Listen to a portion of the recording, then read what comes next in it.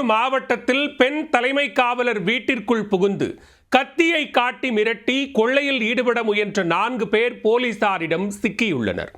சிறையில் கூட்டணி அமைத்து நீதிமன்றத்தில் திட்டம் தீட்டி கத்தி முனையில் கொள்ளையை அரங்கேற்ற முயன்ற கும்பல் சிக்கியது எப்படி? திருவாரூர் மாவட்டம் பலங்கைமான் அருகே நார்த்தங்குடி பகுதியைச் சேர்ந்தவர் சித்ரா.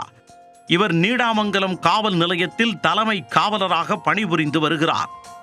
சம்பவத்தன்று இவர் தனது குடும்பத்துடன் வீட்டில் படுத்து உறங்கிக் கொண்டிருந்தார்.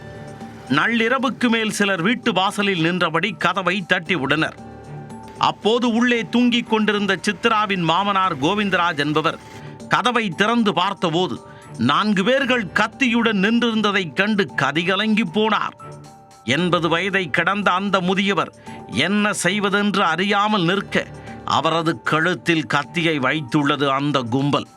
அச்சத்தில் அவர் அலறி துடிக்க சத்தம் கேட்டு ஓடி வந்த அக்கம் பக்கத்தினர் கத்தியுடன் இருந்த கும்பலை பார்த்ததும் ஆளுக்கொரு உருட்டுக்கட்டையாக கையில் எடுத்துள்ளனர்.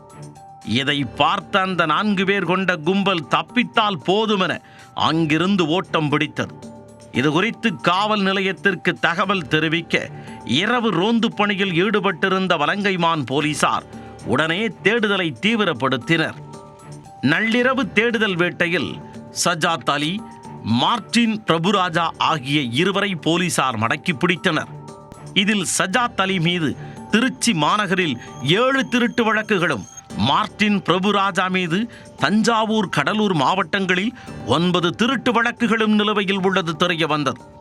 அதன்பின் தப்பியோடிய செல்வ கார்த்தி மற்றும் கலையரசன் ஆகியோரை அடுத்த சில மணி நேரங்களில் போலீசார் கைது செய்தனர். இதில் பிடிபட்ட செல்வ கார்த்தி மீது கள்ளக்குறிச்சி, மயிலாடுதுறை, நாகப்பட்டினம், நாமக்கல் உள்ளிட்ட 14 மாவட்டங்களில் 51 திருட்டு மற்றும் வழிப்பறி வழக்குகள் உள்ளது தெரிய வந்துள்ளது. இவர்கள் அனைவருக்கும் சிறையில் இருக்கும் பொழுது பழக்கம் ஏற்பட்டுள்ளது. அங்கேயே கூட்டணி அமைத்த இவர்கள் வெளியே வந்ததும் கூட்டுச் சேர்ந்து கொள்ளையை அரங்கேற்றி வந்துள்ளனர். மன்னார்குடி நீதிமன்றத்திற்கு ஆஜராக வந்தபோது நீதிமன்ற வளாகத்திலேயே வைத்து வலங்கைமானில் திருடுவது குறித்து திட்டம் தீட்டியுள்ளனர். அது காவலர் வீடு என்பது தெரியாமல் கத்தியை காட்டி மிரட்டி திருட்டில் ஈடுபட முயற்சித்ததாக விசாரணையின் போது தெரிய வந்துள்ளது.